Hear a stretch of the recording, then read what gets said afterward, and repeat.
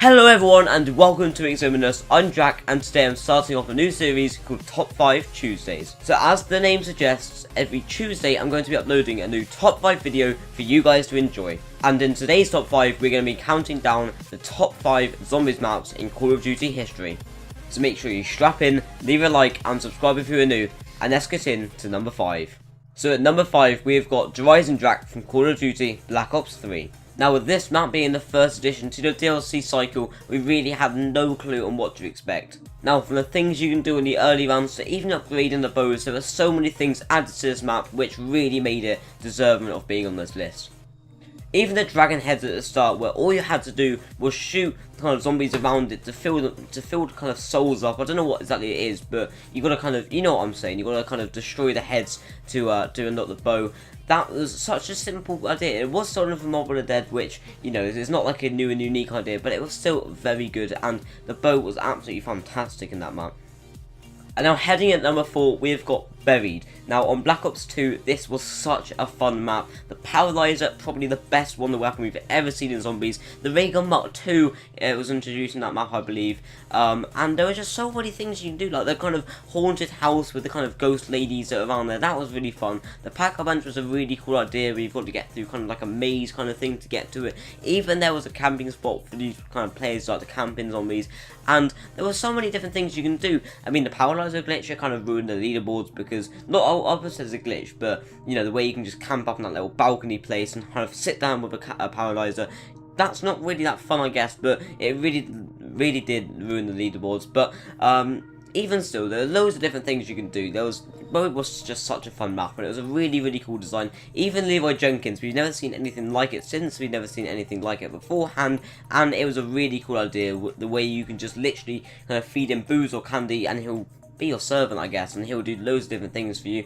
The way you have to go into the kind of bank area to unlock the kind of chalk drawings which you can put across the map in different locations, where you can just choose the war weapons you want to buy in different places. That was such a nice little feature. Maybe it wasn't the most kind of difficult map, or, you know, it wasn't the most technical map, I suppose, but it was such a fun map, and after about, you know, a good 20 or 30 runs on it, it does get boring, but even still, the first 20 runs you play on it is the best 20 runs you're playing on zombies in any map whatsoever. And going into number 3, guys, we've got Kino the Totem from Black Ops 1 Zombies. Now this map was absolutely huge when it came out. The fact that you had to have a whole theatre on your own just for yourself to kind of train zombies around was fantastic. You had the teleporter up to the Pack-a-Punch, you had the stage, which is such a memorable and nostalgic training spot for all zombies players to remember, and really did kind of improve most players. That was kind of the map which made lots of players become really good zombies players, because training wasn't too difficult on it. However, before Black Ops 3, if you can remember, that you went down very quickly. You know, it was very difficult to stay alive while training, because like, without Jug I think it was 2 hits, and with Jug it was like 4 or 5 hits, which is crazy, because as soon as you get corner trapped you're basically dead. And with the Thunder Gun that released in Kino the Totem, that wasn't the case. You could get trapped in a corner and you were fine, so you could keep trying, keep practicing on the higher rounds, because on the other maps before that, unless you were exceptional at zombies, which was crazy if you were, then it was so difficult to practice on higher rounds, because you would just go down earlier on and you just can't practice. Now, before you come running at me with your pitchforks and hating me in the comments, yes, I am putting Dive Eyes in number 2 spot, and just hear me out, okay? Now, I honestly have zero clue as to why I love that map so much, but to me it was something where everything I wanted out of zombies just came to me. You know, I loved it. I loved the randomness with the perk machines that kind of went around the map, including Pack-a-Punch. I loved the Slake of Fire, the fact that was a new wonder weapon which was added. I loved, like, the new kind of dimensions in a way that you had, like, different heights in the map. You have the elevators that can bring you up. You had the kind of jumping, which most people hated, but I just loved it. There was so much stuff about the map. Even, like, the kind of trample scene which was added. No one liked that, but I just did, and to me, that's why it's at number 2. Now, I do have a couple of negatives about this map, and one of them definitely, I'm sure lots of you do agree with me, and it's the falling off the map. It's the most horrible feeling when you're around 40 or 50, you're going so strong, you've got all your perks, you haven't gone down once, you're doing so well, you're training, and all of a sudden, you just fall off the map. Game over, you're done, round 50 or whatever you're on, game over. You thought you could get to much higher rounds, but all of a sudden you just fall off the map and there's no going back. At least I believe that's what it was. I I think the game ends, but you know what I'm saying, the falling off the map is the most horrible part of that map. And also, I believe that there was only one training spot, maybe on the roof was alright, but unless you're really, you know, unless you're really good at zombies, it's not gonna you're not gonna stay alive up there for too long on top of the roof. There was only one main training spot, and that was in the kind of upside down Buddha room. I've kind of forgotten it. It was like it was red. It'll be on screen now, but yeah.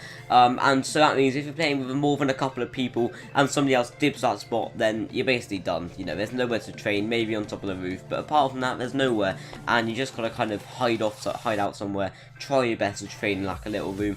Now, coming in at number 1, we've got the Black Ops 2 Zombies map, Origins. Now, at the time of release, Origins was absolutely phenomenal. The stuff they added to that map compared to the other ones was crazy. You know, the kind of, the 3 massive robots, the staffs, the upgrading of the staffs, stuff like that is still used in, like, Rise and Drac, as I said earlier. The ideas were so good, and, like, the kind of Templars, that was added into, the Black Ops 3 Zombies, you know, Shredder's Evil, all of that stuff. So much stuff he added which was used in the next gen, not the next game, the next gen, you know. So at the time of release, Origins was absolutely crazy with stuff he added. Now, unfortunately, there are obviously a couple of negatives, and that's why it's not like 100% my best one. It's my favourite one, but the fact that kind of the mud tracks were there, that kind of ruined it a bit for me. However, it still was just crazy. Everything they did was just fantastic, and I truly just can't say enough about it. It's so good.